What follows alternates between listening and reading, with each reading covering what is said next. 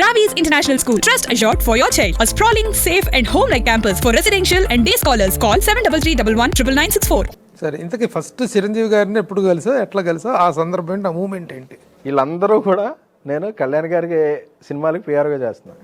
చరణ్ బాబుకి పిఆర్ఓ అని అఫీషియల్గా, మన్ని బాబు పిఆర్ఓ అని. బాస్ కనిపిస్తే మాత్రం ఆ ఏరియాలో ఉండేవాడిని కాదు. అందరూ మాత్రం బాస్కి చెప్తుండేవాళ్ళు, ఈడు సూపర్ ఫ్యాను, ఆడు అసలు ఇది, ఆడు జాబ్ వదిలేస్తే ఏంట్రా అందరూ చెప్తారు కానీ ఇక్కడ ఉంటాడంటే రా, అసలు ఇంట్లో తిరుగుతుంటాడు, నాకు కనపడ్డాయంటే మీరు అందరూ ఎలివేషన్లు ఇస్తుంటారు అన్న, ఒకసారి తీసుకురండి అన్న. తీసుకురండి అంటే అరవింద్ గారి ఇంట్లో డిన్నర్ ఉన్నప్పుడు బన్నీ బాబు వచ్చి బాస్ ఉన్నారని, అమ్మో బాస్ ఉంటే ఏంటి, అచ్చా ఊరుకో ఆయన తిడుతున్నాడు అందరూ ఎప్పుడు రావట్లేదు నువ్వు ఇలా అని చెప్పి అంటే వచ్చారు. వస్తే బాస్ అక్కడ కూర్చున్నారు. ఏమయ్యా ఏంటి అందరూ నీ గురించి చెప్తున్నా కానీ ఏదో హీరో వచ్చే ముందు ఇంట్రడక్షన్లు ఇస్తున్నారు, నువ్వేంటి రావేంటి అంటే నాకు అది భయం. ఎందుకు భయపడుతున్నాను? లేదు ఆ భయం కాదని, మీదంటే భక్తి అయ్యాను రా అని చెప్పి ఆయన చెప్పారు. కోకోనట్ అనేది బ్రేక్ చేసే వరకు హార్డ్గా ఉంటుంది, ఒకసారి బ్రేక్ అయితే అది స్వీట్నెస్ ఇది అవుద్ది. మన మధ్య ఆ షెల్ బ్రేక్ అయిపోయింది, నువ్వు ఎప్పుడు ఉండి ఎప్పుడైనా కనిపించు, అంత అభిమానమే నువ్వు. అందరూ నా గురించి కుమార్ చెప్పాడు, అరవింద్ గారు చెప్పాడు, బన్నీ చెప్పాడు, శిరీష్ చెప్పాడు, నాకు ఇంతమంది చెప్తుంటాడు, చరణ్ బాబు చెప్పాడు. అసలు అందరూ చెప్తున్నప్పుడు ఎందుకు అసలు దూరంగా ఉంటావు, డాక్టర్ మామ చెప్పారు, డాక్టర్ వెంకటేశ్వరి అసలు ఎంత చెప్తూ నువ్వెందుకు అంటే నాకేంటంటే బాస్ అంటే ఇప్పటికీ నాకు బాస్ దగ్గరికి వెళ్ళాలంటే నాకు అదొక భక్తితో కూడిన భయం. అంటే బాస్ దగ్గరికి వెళ్ళి ఏం మాట్లాడేస్తాం అంటే మన ఆరాధించింది మన దేవుడు ఆయనే కదా, ఆయన దగ్గరికి వెళ్ళి ఏం మాట్లాడేస్తాం ఏంటిది, ఆయన దగ్గర మనం ఏం మాట్లాడితే ఏమవుద్దు అని ఆయన అలా ఉంటే, ఆయన ప్రతి సినిమాలో ఉన్నట్టే ఆయన ప్రజెన్స్లోనే ఉంటా, ఆయనకి నేను కనపడినా, నేను ఆయన చూస్తుంటాను. అలా చాలా సంవత్సరాలు దాడి పొద్దులు గడిచినాయి. బట్ ఒకసారి ఓపెన్ అయ్యాక అప్పుడప్పుడు కలవడం ఇక స్టార్ట్. నేనుండగానే వచ్చావు అక్కడికి. అవును అవును. నాకు ట్యాక్సీ వాళ్ళ రిలీజ్ అయినప్పుడు కూడా పిలిచారు, బాగుందని పిలిచి ఒక 2 hours మాట్లాడారు. నెక్స్ట్ సినిమా ఏమన్నా చేస్తుంటే నాకు కథ చెప్పు నేను వింటాను అన్నారు. బాబాయ్ కథ చెప్పమంటున్నారేంటి, మనం నెక్స్ట్ ఏమైనా చేస్తున్నానంటే వేరే ఎవరితో చేసినా నేను వింటానే, నా జడ్జిమెంట్ బాగుంటుంది సార్, బాస్ మీ జడ్జిమెంట్ బాగుపడండి అన్న. ఆ తర్వాత మొన్న వెళ్ళినప్పుడు అన్నారు, ఏం ట్యాక్సీ వాళ్ళ తర్వాత చెప్పమన్నా, మళ్ళీ చెప్పలా, ఇప్పుడు తర్వాత ఏమైనా చేసా అంటే ఆయన సహృదయం. ఇప్పుడు ఆయన కథలు, ఆయన ఫ్యామిలీలో ఉన్న కథలు హీరోలే అంటే నేను ఎవరో ఒక అభిమానం అని చెప్పినందుకు నేను ఒక సినిమా తీస్తున్నా, ఆ కథని పాప ఆడికి ఏమైనా మంచి ఉంటే చెప్దాం అనే ఇది చాలా రేరెస్ట్ థింగ్. ఎందుకంటే ఒక ఫ్యామిలీలోనే అంత ఇది ఉండదు. But we're not family, we're not extended family.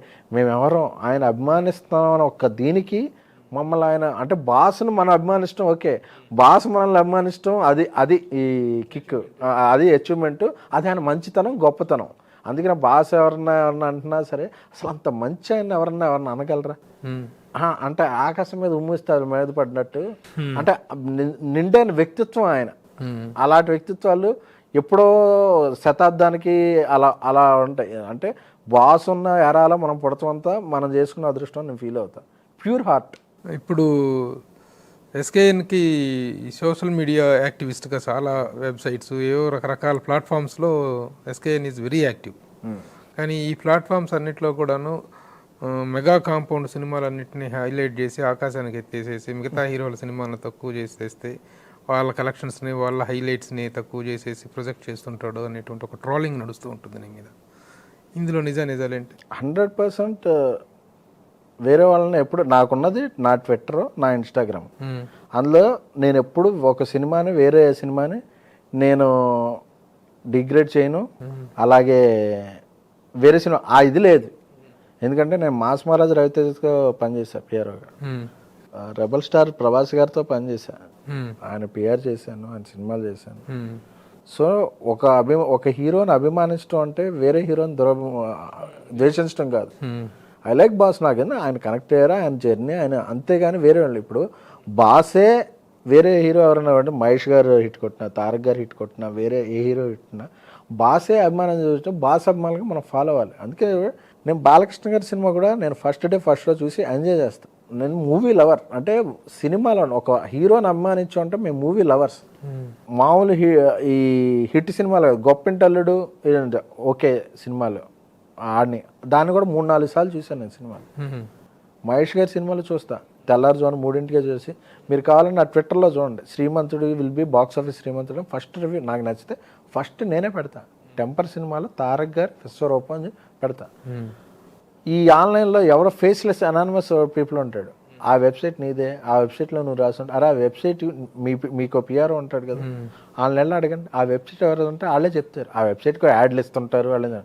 ఏదన్నా వెబ్సైట్లో నెగిటివ్ వస్తే ఆ వెబ్సైట్ నువ్వే రాసావంటే, అరే నేను ప్రొడ్యూసర్ని, నేను ఒక పిఆర్ఓ అని, నాకు లైఫ్ ఉంది, ఇన్ని 10 నేనన్నా రావణాసుడిలో 10 తల్లో 10 చేతులు ఉంటాయా. నా ట్విట్టర్లో, నా ఇన్స్టాగ్రామ్లో వేరే హీరో గురించి కానీ వేరే వాళ్ళ గురించి ఒక్కటైనా రాంగ్ కామెంట్ ఉంటే దానికి నేను రెస్పాన్సిబుల్.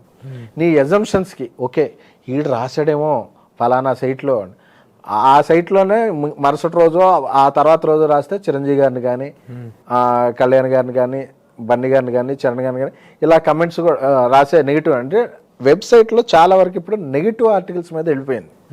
ఇంతవరకు పాజిటివ్ ఇన్ఫర్మేషన్ ఇవ్వడమే ఇది ఉండేది. ఇప్పుడు నెగిటివ్ ట్వీట్ ఎవరు రాస్తే దానికి ఎక్కువ రీట్వీట్లు వస్తాయి, నెగిటివ్ ఆర్టికల్ ఎవరు రాస్తే ఎక్కువ. సో ఆ నెగిటివ్ వెబ్సైట్లోనే ఒక నెగిటివ్ ట్రెండ్ ఉంది కొన్ని వేళ. మనం ఇది హార్డ్గా చెప్పుకున్నా డైజెస్ట్ అవ్వకపోయినా చాలా వెబ్సైట్లు ఈ నెగిటివ్ ప్రాపగండాని ఎంకరేజ్ చేస్తాయి, నెగిటివ్ ఆర్టికల్ని. అంటే బిడ్డ ఒక శిశువు ఇదయ్యే క్రమంలో ఒక 9 నెలలు పట్టుద్ది, అప్పుడు 3వ నెలలోనే ఇది మాంసం ముద్ద అని ఎలా నిర్ణయిస్తావు. అలాగే సినిమా కూడా చేసే క్రమంలో ఒక 6 నెలల్లో సంవత్సరం జరుగుద్ది. అది అందులో డిస్కషన్లు ఉంటాయి, వాదోపనలు ఉంటాయి, ఆర్గ్యుమెంట్ ఉంటాయి. డైరెక్టర్కి ప్రొడ్యూసర్కి పడట్లేదు, హీరోకి పడట్లేదు, అరే ఒక ప్రాసెస్లో ఆర్గ్యుమెంట్ చేసుకుంటారు, అందరూ బెటర్ అండి రాసేది ఒక నెగిటివ్ వైపు ఇస్తారు. అలా చాలా ఉంటాయి. అంతేకాని వ్యక్తిగతంగా నేనేం చేయలేదని అంటారు వాళ్ళు నాకు ఒక వెబ్సైట్ ట్రోలింగ్స్ అనేటువంటి బుల్షిట్ అంట. ట్రోలింగ్స్ అనేది 200%. నేను ఇప్పుడు నాకు ఒక వెబ్సైట్ ఉంది, నేను ఏదన్నా వెబ్సైట్లో ఆర్టికల్ రాస్తానంటే 1 crore rupees నేను ఇస్తా, నువ్వు ప్రూవ్ చేయి. ఎందుకంటే బేస్లెస్ ప్రూఫ్లతో మాట్లాడద్దు. వేరే అతను ఎవరో వెబ్సైట్ అంటే నన్ను ఎలా చేస్తావు. నేను ఇండస్ట్రీలో ఉన్న వ్యక్తి, నన్ను అందరూ అభిమానిస్తారు. నా ట్యాక్సీ వాళ్ళ పైరసీ అయిపోతున్నప్పుడు జంగారెడ్డి గురించి ఒక తారక్ గారు అభిమాని ఫోన్ చేసి పట్టించి నాకు చేశాడు. అదేంటే నీకు నాకు కనెక్షన్ లేదు, ఫ్రెండ్షిప్ లేదంటే, అదేంటన్నా నేను తారక్ గారిని అమ్మేస్తాను, నువ్వు చిరంజీవి గారిని అమ్మేస్తాం, అందరం అభిమానించిన ఫ్యాన్స్ అంటే కనెక్షన్ అనేబడి నేను చాలా ఎమోషనల్ అయ్యా. అలాగా నాకు మహేష్ గారి ఫ్యాన్స్ చాలా మంది. మొన్న క్రాస్ రోడ్స్లో ఇప్పుడు బిజినెస్ మ్యాన్ వేసుకున్నా 2 షోలు ఇచ్చేసాను, బేబీ తీసుకోండి అని. ఎందుకంటే వాళ్ళు ఫ్యాన్స్ ఎంజాయ్ చేస్తారు. అంటే ఫ్యాన్స్ అనే వాళ్ళు అంటేనే బిజినెస్ మ్యాన్ ఇచ్చా. బ్రోకి ఫస్ట్ డే చాలా థియేటర్లు వాలంటీర్గా మేము ఇచ్చేసాం.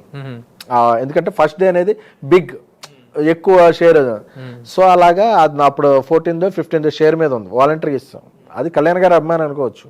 మహేష్ గారిది కూడా సినిమా ఉందంటే సంజయ్ మెయిన్ థియేటర్ 2 షోలు తీసుకోండి అని చెప్పి ఇచ్చేసాను. నాకు అందరు ఫ్యాన్స్ అన్న ఇష్టం. నాకు ఇప్పుడు ఎవరో వేస్తారు ట్వీట్, ఇలాగ పాపకి ఏదో ఒంట్లో బాగాలేదు మీరు అంటే, అది ఏ హీరో అభిమానం చూడను. నేను అలా చాలా లక్షలు ఇచ్చాను.